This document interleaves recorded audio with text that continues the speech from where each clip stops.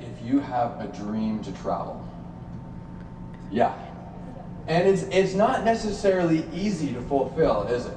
You know, there's money considerations, there's time considerations, there's responsibility considerations, maybe, you know, safety considerations, all these different things, all these different reasons, and if you will, all these different excuses to not do what you really want to do.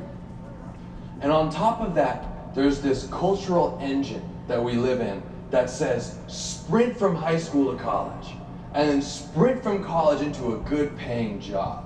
And while you're at it, fall in love and have a family. And you know, all those things are wonderful. Those are all things that I intend to have in my life, but I also want to have an extended period of freedom, of time to travel, time to just wake up in the morning and decide what I'm going to do that day, day after day. However it is. That's for me. For you, it might be completely different, but something of that nature. So when you think about the sequencing, it's like, okay, I want to have a family, I want to have a career, and I want to travel for an extended period of time. What's probably the best order to do that? Probably travel first. I mean, think about traveling during your family time, or, I mean, it's not that any of this is impossible. I have no intention of saying that.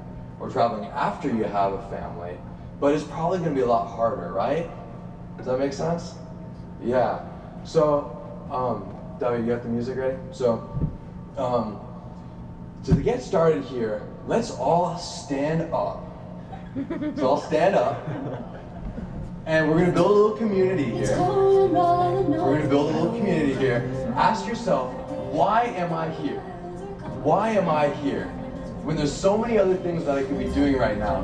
Go around, find two people that you do not know, introduce yourself, share with them why you're here, listen why they're here, and in 2 minutes we'll come back and reconvene. All right, go. Are we exempt from this process? Yeah, I guess so. I guess we shouldn't, right? Because then people will be like, oh, I don't know.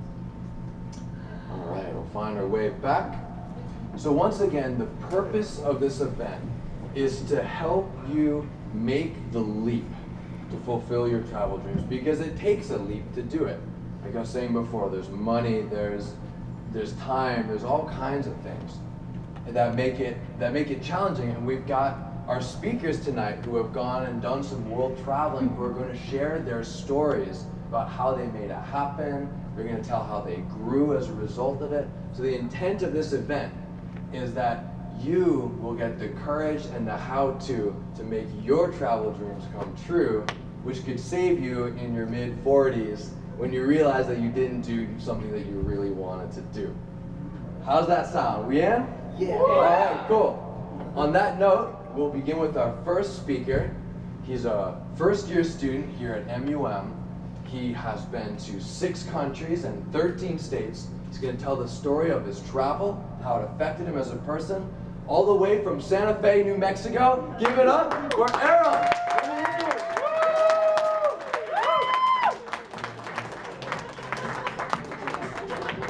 Here, stand up with me for a minute. Have some fun. Come on, don't leave me hanging up here. You get to the front after that, ladies and gentlemen. All right, sit in your chair and put your head. Cool. Hey everyone, thanks for stopping by. So, for the first part of my speech, I'm just going to spend a little bit of time further establishing the idea in yourselves that travel is one of the best things that you can do for yourselves.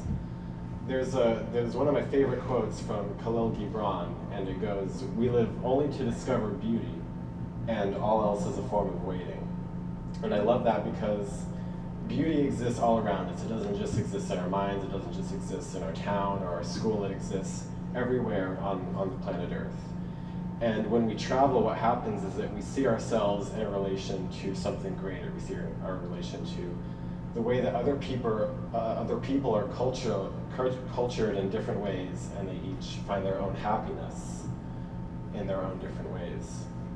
And what that does is it really helps us understand and respect one another when we're achieving our own bliss and our own happiness, and it further it makes us more human, and it establishes our place in the world and makes us better human beings.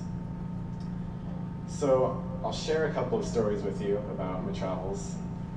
2 summers ago, I was a part of a high school group that was selected by a nonprofit organization led by an elderly couple, and they selected 8 high school juniors to travel to the country of Bali. And the reason that they chose the country of Bali was that because this culture was so inclusive to its own ideas, its own original ideas, it wasn't really affected much by the Dutch colonization, but it still really understood the rest of the world. And so there's this fun story that I like to share. I ate a Nazi champur dish, and that's like rice and a bunch of fried curry and other types of food, but I ate too much of it and I got really sick. And as I was walking back from the restaurant, I walked by myself because, you know, the hotel that we were staying at, it wasn't too far away. And I ended up like being in so much pain that I stopped to throw up in the gutter. And the instant I did that, these local Balinese girls who I had never seen them before in my life, they all came rushing over to help me and make sure that I'm okay. And that's just an example of one of the things that was such a culture shock to me, is that if I were anywhere else, that never would have happened. Anyone else would just, you know, that guy's disgusting, and they would just leave him to his effects. But that's that really taught me to view people in a way that we're all one, essentially, and that was a really beautiful experience for me. So I guess I can go on to explaining a few tips and tricks that I've learned along my years. One of the things I would tell all of you, if money is an issue for your travels, is to do a lot of research, and not to travel for the location necessarily, but to travel for the people. And I know that sounds kind of silly because, you know, you want to see the glorious mountains or whatever, you want to get a spa in this exact location, and you absolutely should do that if you have the means to, because that's part of the travel experience. But when you travel more for the people, you find that you're spending your money less on things like, you know, tourist attractions, for example, and you're really immersing yourself in the local events. And that not only makes the people like you better, and not only makes you connect with the people there better, and you develop more as a person, but it also makes you keep more of your money in your wallet. And the research aspect of this is that the more you plan ahead and the more you kind of understand the country and its culture, the less likely you are to be scammed or have your money stolen, and you'll get the best tickets on planes, and instead of staying in a hotel, maybe you stay in a hostel. And the great thing about hostels is that they're so much cheaper than hotels, and that you get to meet other world travelers who can share their experiences with you. And I think that's all I have to say. Thank you.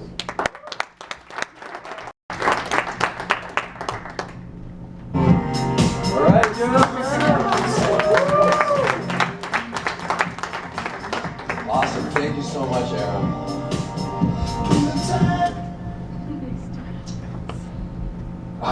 Wow, just thinking for a minute of what lessons and stories he just shared that really resonate with you, so you can integrate that for a moment. Just give you 20 or 30 seconds just to integrate what you heard and digest what that means for you as you consider your travel journeys. One thing that stood out to me is the comment about money. I'm saying, you know, if you focus on the people, you're probably not going to nearly spend as much money. Now, when I talk to people about traveling, usually the main reason or excuse that's put up for not traveling is a lack of money. Yet, it's not always, I think like what Aram was getting at, is it doesn't always cost as much as you might think. I have a funny story to tell you to illustrate this. This is from about 6 years ago, after it was my freshman year of MUM, and I decided I wanted to go study abroad. So I got into a semester abroad program in New Zealand in a different school that I was then transferring credit back to MUM for. So I was in New Zealand for about 2.5 months, this experience, and following that, I had a 12-day stop in Australia. The problem was that I had spent all my money while I was in New Zealand. So I only had $25 to live in Australia with for 12 days. Now I knew that $25 would not buy me very many hotel rooms. Probably none, in fact, and maybe one night in a hostel. And what would I do for food? So I figured, well, this is gonna have to be creative. I got online. Has anyone heard of couchsurfing.com? Yeah, it's a website that connects, it promotes cultural exchange by having travelers being housed at a local's place. Very cool idea. Now, I went on there, I thought, well, I need to find someone to stay with. Who am I gonna stay with? There's this person, and this person, and this one hosted 12 people, this person's hosted 8, but there was one person who had hosted 1,000 people. And this person didn't have a regular name. Well, their name was listed as Pub. Pub was an acronym for Place Under Bridge. So I reached out to them and they said I could come stay with them under the bridge. And I knew I had a great story in the making. My whole flight from New Zealand to Australia, I'm like, wow, I can't wait to tell everybody. I'm gonna get home, I'm gonna be like, wow, I lived in Australia for 12 days with 25 bucks under a bridge. This is a great story in the making. For whatever reason, I had a sense of peace inside, everything was gonna work out. Now, I was so excited to share this story. I hadn't gotten to share it with anyone that I was hoping Customs would be excited to hear what I had to say. Showed up in Australia and Customs says, where are you gonna stay? I said, well, I'm gonna live under a bridge. They said, how much money did you bring? I said, I have $25. They said, come with me. And the next 3 hours of my life was spent being interrogated in the back room of the Australian airport. But they let me out on account of a couple things. One is that I had my return flight to leave. So they knew I was intending to leave. And the other is that I told them I could busk on the street to support myself. Street magic, could perform street magic, make money to support myself. So I guess they didn't want to deal with the hassle of denying me and they just let me in. And that next morning, I slept in the airport that night. The next day, I hiked all the way across Sydney, which is beautiful. If you ever want to get to know a city, if you walk across it, you'll get to know. It was a 14-mile hike from the airport to this bridge.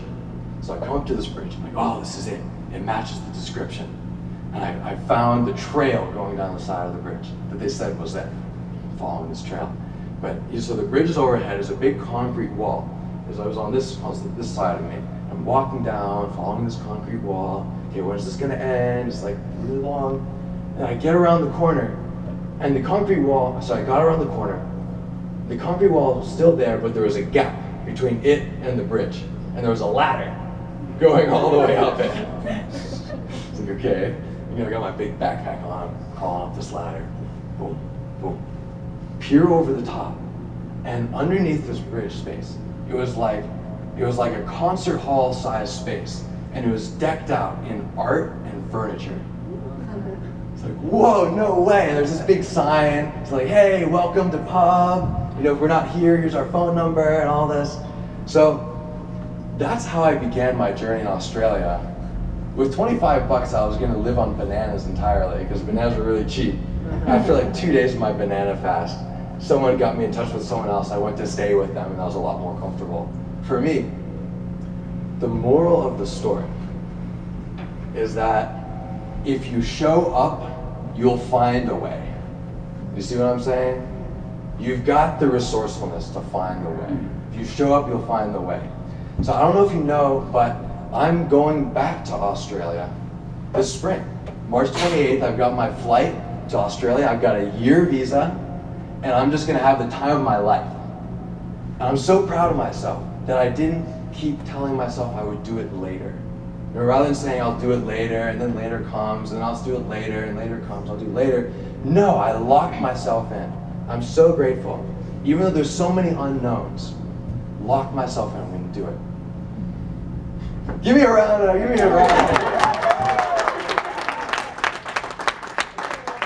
So again, the moral of the story is that sometimes you just gotta leap to do it.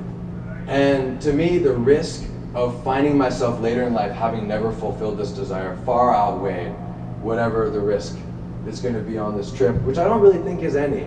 Honestly, it's like, would I really starve? I mean, just imagine you went to the country. You know, is anyone just going to let you starve on the street? Or are you going to let yourself? You'll find a way. And most of us have friends and family who would really bail us out if we needed it. Anyways, so yeah, there we go. There we go. Well, let's get on to our keynote speaker. She's been to 13 countries and 20 states. She's a boxing coach. She was the leader of a local chapter for an anti-human trafficking organization. She's an autism activist, was in the Peace Corps for 27 months. She is here on the Master's of Sustainable Living and comes to us all the way from Houston, Texas. Give it up for Ellen McKamey.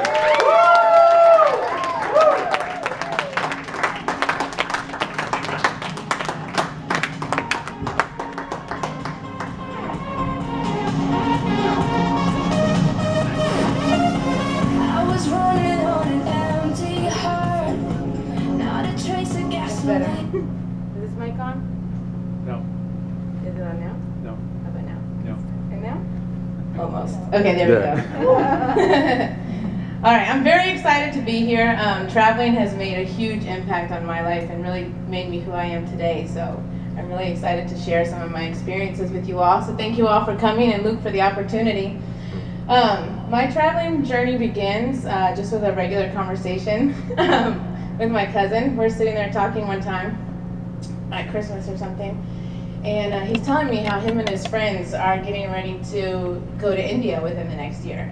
And so like everybody, pretty much I think, here when Luke asked, I wanted to travel the world someday too, but I had never actually planned anything out or made any like actual commitments to do that. And so as I'm sitting here listening to him and he's telling me, yeah, we're gonna go to India, we're gonna explore, we're gonna go work in the Mother Teresa homes. My eyes are just getting like bigger and bigger with excitement, like so in awe of what he's doing. I think he can feel like my excitement coming on, and finally he looks at me and he's like, do you wanna go? And I was like, yes I wanna go, you know, like of course I wanna go. Oh my goodness, this is an opportunity for me as well? Okay, yes. I had no idea how I was gonna find the money or anything like that, or how I was actually gonna get there, but I just said yes, and I was like, I'll figure the rest out later. So I said yes, started saving up my money. This is while I was in college. So I was saving money, I was working. Anytime like my birthday or a holiday came around, people would be like, what can we get you for a gift? I was like, money, you know, money for India, I need money. And so I ended up, by the time they were buying tickets and stuff like that, I had enough money, bought my ticket. So we got to India safe and sound. And so we get there and we come out of the airport and I'm thinking like, okay, yeah, we're here. And I get in the taxi, and we all get in the taxi, I guess, and we're going to our hostel or to our hotel. And we get in, and the taxi ride alone is frightening. It is like, I don't know if you guys have ever been to an Asian country and witnessed traffic there, but it is like the most organized chaos, except without the organization. But somehow it all works. And so we're in the taxi and I'm freaking out. We're going left, we're going right. People are coming towards us and then turning all of a sudden, and I'm like, well, this is great. I'm gonna die, you know? This is gonna be a great trip. And so we get, our taxi driver even like goes down a one-way street and realizes it's the wrong street and reverses back up the one-way street. And I thought, all right, well, goodbye guys. This has been a fun trip. But we ended up getting to our hostel safe and sound, and it was already late and we were pretty jet lagged, so we just go, you know, we get some dinner and go to sleep. And so I'm thinking to myself, I'm laying there in bed like, what in the world have I got myself into? Like, I'm stuck here for the next 2 weeks. Because my next, like, I already have a return ticket. It's not for 2 more weeks. So I wake up the next morning, we all get ready. We're gonna go find the Mother Teresa homes to sign up to volunteer and stuff. And so we walk out of the hostel, and again, it's just an immediate rush of like intense overstimulation everywhere. There's like all these different sights and sounds. There's people bathing in the street, people using the restroom in the street. There's kids coming up to like beg you for money. It's just really, really overwhelming. But we like navigate our way through Calcutta, and we get to where the Mother Teresa homes are, but then we realize, oh no, it's on the other side of the street. So now we're gonna have to go across all this chaos. There's like buses and rickshaws and cars and taxis and mopeds going everywhere, and we're like, okay, how are we gonna do this? I don't know if you guys have ever seen or played the Frogger game, but it's kind of like that for the first few minutes. So we'd like jump out, no, back, you know, like, and there's like 6 of us. So we play that game for a little while, and then finally we're like, you know what, we're just gonna have to go. And so we all get up the nerve and we're like, go! And so we get halfway across the street and we look to our right and there's this bus just like hurling towards us. And so we're like, oh no! But then we go to turn around and there's this other bus coming from this direction. And we're like, oh no, and like literally time stands still. And we all just kind of look at each other and without talking, we just form this like single file line straight across like this and suck it in and just like looking straight forward like, oh my goodness. And the buses come from both sides like passing us simultaneously. And it's like we're in a little vortex or something, you know? And the wind just rushes across you. But it was an amazing experience. And as that bus kind of cleared through my vision here in the front, I saw India in a whole nother level, in a whole nother way. It was no longer chaotic. I was thankful to be alive. So everything was just true beauty to me, and I felt like I really understood everything. I wasn't scared anymore or anything like that. So we made it across the street. So India ended up being a really amazing experience. And when you travel, you really learn to open your eyes to the world and see the world through a different light, through different lenses and stuff like that. Here, these are some pictures. This one's of a couple beautiful street kids that we met there in Calcutta. And this is our group here. The last few days of our trip, after we had worked in the Mother Teresa homes, we decided to go up to the mountains of Darjeeling for a little while. And so we had a tourist take our photo. It's one of my favorite photos of all time now. And this really cool picture up here that's probably a little blurry to you guys is actually of Mount Everest. And so Darjeeling is up by the border of Nepal and India. And so you can go up to, like 4 o'clock in the morning, so you take a Jeep up to this place called Tiger Hill in Darjeeling, and you can watch Mount Everest, or you can watch the sunrise over Mount Everest over in Nepal. And so that's what we got to do up in Darjeeling. And so I love telling people that I've seen the top of Mount Everest with my own eyes. And I didn't even have to climb it. So this whole trip and experience really was my first traveling experience really abroad, and it really ignited a fire in me that made me want to travel all the time. But of course I was still a college student, so I couldn't at the time afford to just travel whenever and wherever I wanted. But fast forward a couple years, I was graduating from college, and everybody started asking me again, like, hey, what do you want for a graduation present?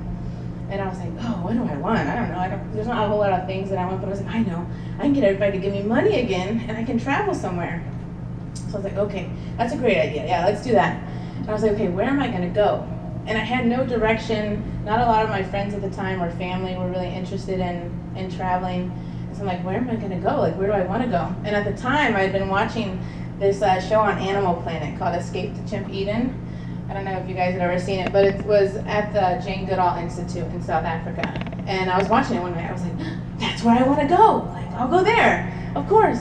And then like the second thought in my mind was like, who would want to go with me to a chimpanzee sanctuary? You know, like nobody.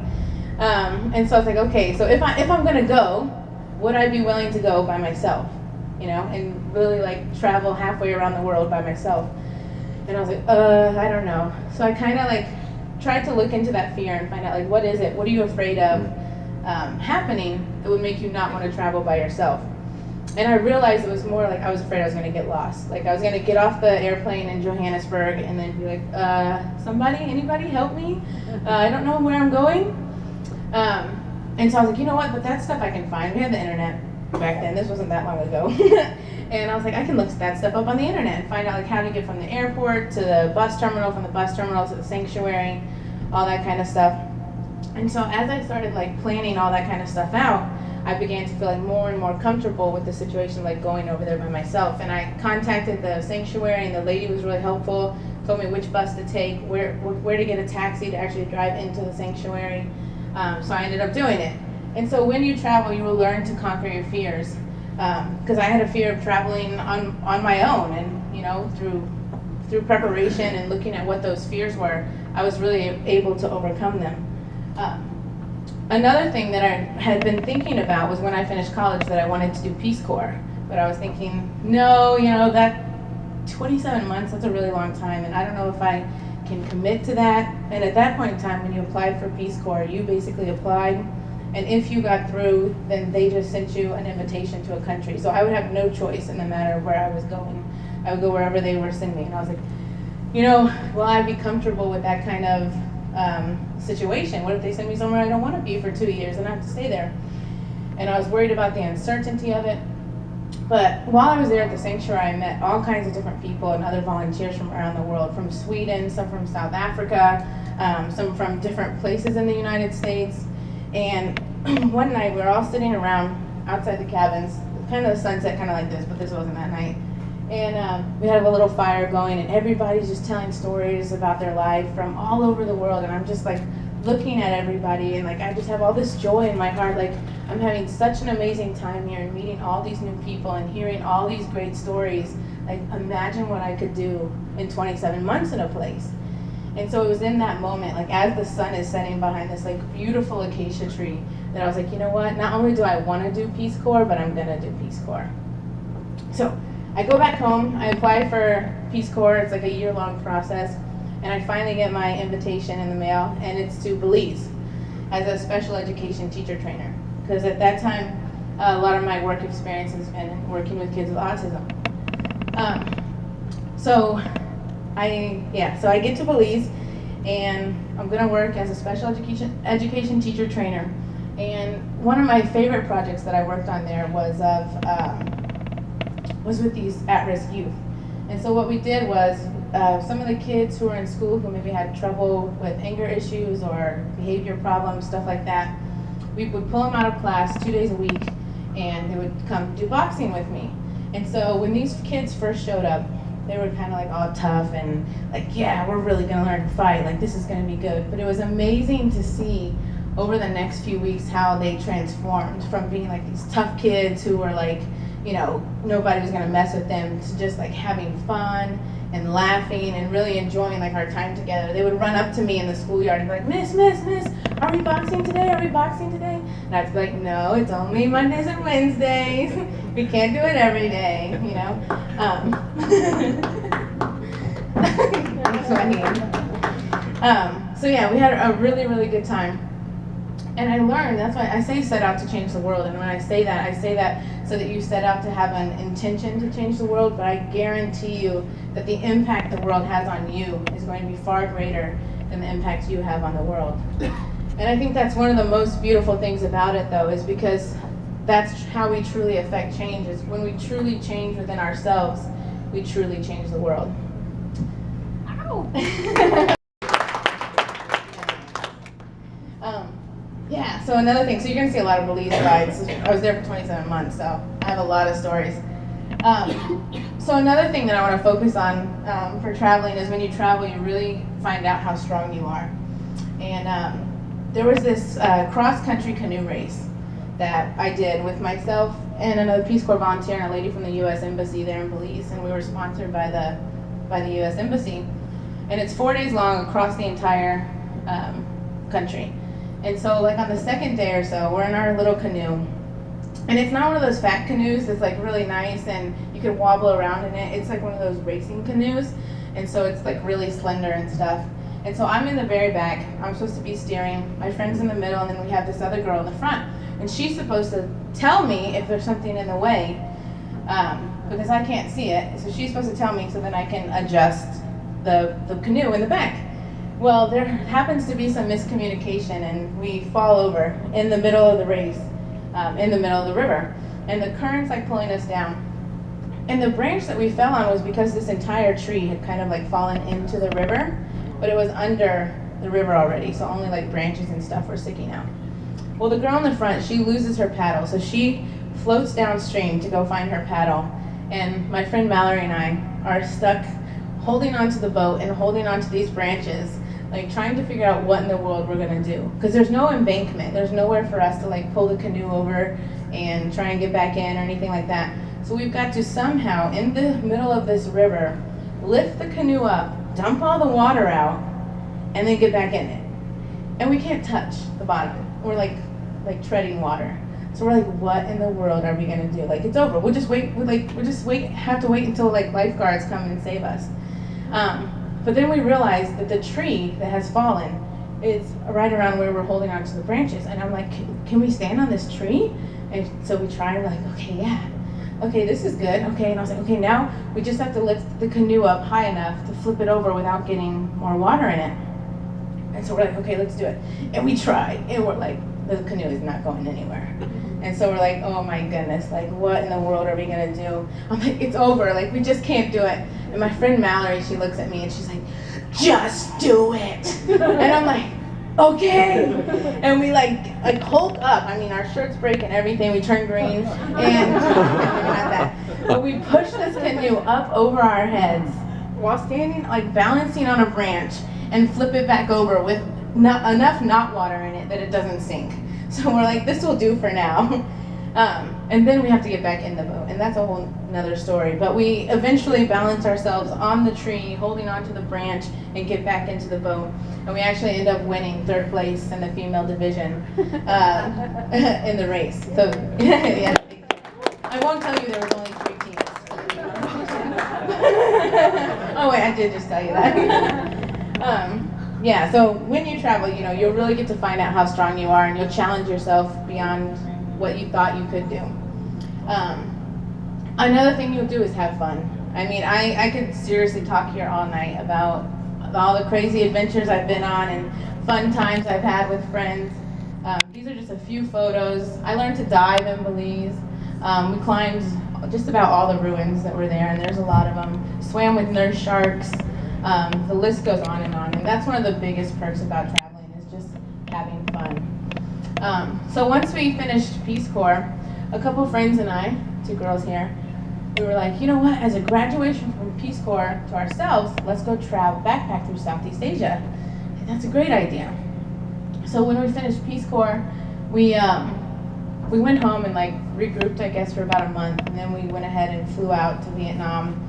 And over a period of about 2 months, worked our way down through Cambodia and Thailand, Indonesia, all that good stuff. And that's one really cool thing that you'll find, and I think Aram touched on this a little bit, is when you're traveling, you will find a community of travelers. There are other travelers out there who are going to welcome you with open arms. You're going to have an amazing time with strangers that you didn't even know, because you all connect on that same level of traveling. Whether you go by yourself, whether you go with other friends, like you'll meet these amazing people out there. This was at a Thai kickboxing class that we did in Thailand. And here was in Vietnam at Halong Bay. And this is a really cool story. This is a diving trip we did in Thailand as well. And this guy right here, he's from Texas, and I was from Texas. I found out he lived 10 minutes away from me. And not only that, his high school principal was my middle school principal. We had never met. We had to go across the world all the way to Thailand before we actually met, even though we lived 10 minutes from each other. So it was just really crazy, and it's just amazing the people that you meet and the kinds of adventures that you have. Real quick, I just want to ask you guys, for who all said they had a dream to travel? Right, nice. Okay, so think of where it is that you want to go real quick. I'll give you a second to think about it. Okay, nice. And now raise your hand if you're willing to share that with me, where you want to go. Yes. England and across Europe, see the castles and cathedrals. Okay, nice. England. Who else? Greece. Beautiful. In the back? Italy. Italy, England, and Greece. A lot of European. All right, go ahead. Bali. Bali, nice. Very cool. Okay, cool. So a lot of you are probably thinking like, whoa, Ellen, those are grand adventures. Like, I don't have any money. I'm in school right now. Like, I'll never make it out there. I can't do it right now. And that's partially true. But while you're saving up your money, while you're finishing school, you can start local. So I've been here in the Midwest for just 8 weeks now. And in those 8 weeks, I have been I've been up to the Field of Dreams in northern Iowa.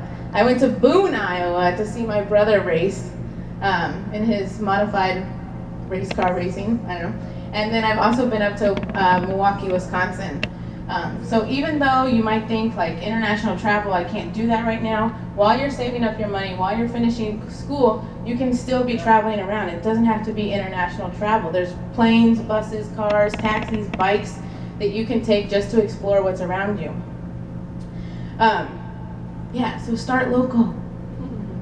This is one of my favorite quotes. It says, live, travel, adventure, bless, and don't be sorry. I just want to really, so wherever you travel, it doesn't matter, just travel somewhere, where, when you can, because the people you meet, the places you go, the adventures that you have, the experiences that you have, and the lessons that you learn will last a lifetime. And traveling is a great investment. You will get way more out of traveling than you ever would buying a new computer or buying a new phone or getting the latest, technology of some sort. Traveling is a great investment.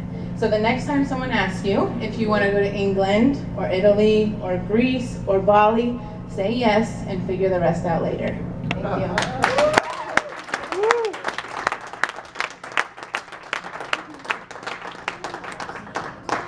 Give it up for Ellen.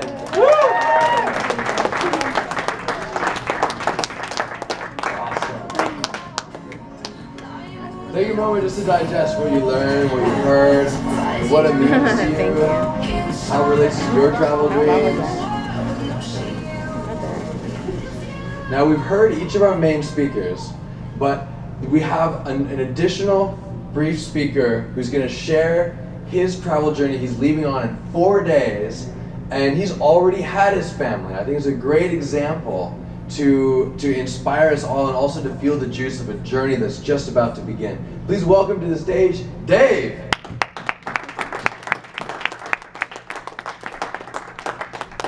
So what am I supposed to do now?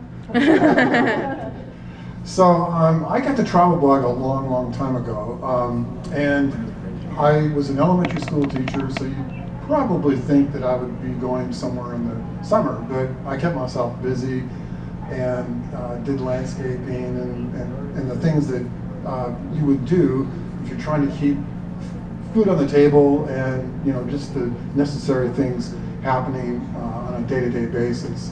But I always had this idea, hey honey, have you got those tickets yet?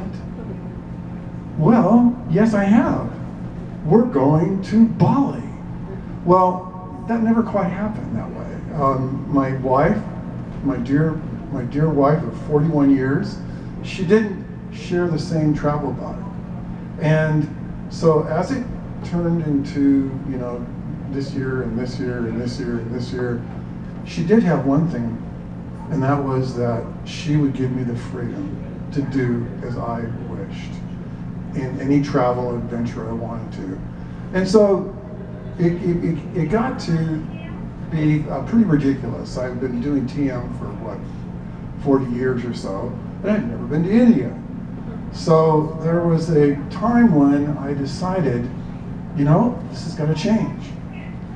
And just in that moment, things changed. It was like I was sucked into going to India. There was no doubt about it. And that was the start of the magic that just grew like the tar baby effect, like the snowball effect. It just kept going and going and going. I was seeing signs everywhere I should be in India. There were times when I had a few doubts. So I went to my local intuitive at this Christian church we were going to, and she said, do you really want to go? And I said, of course. Does Maureen have to go? Well, I guess not. And it just snowballed. And the only way I can really put a finger on it is that it was just pure magic. And I've heard stories already tonight of people alluding to that, where there is no explanation for how you met somebody who, for one reason or another, was there for you to meet and there for you to share with. And it seems like the most natural thing in the world. Most natural thing in the world. And that continues. And so, if there's anything I can say about traveling, it's one thing. If you allow the magic to take hold, it becomes very, very addictive. So watch out.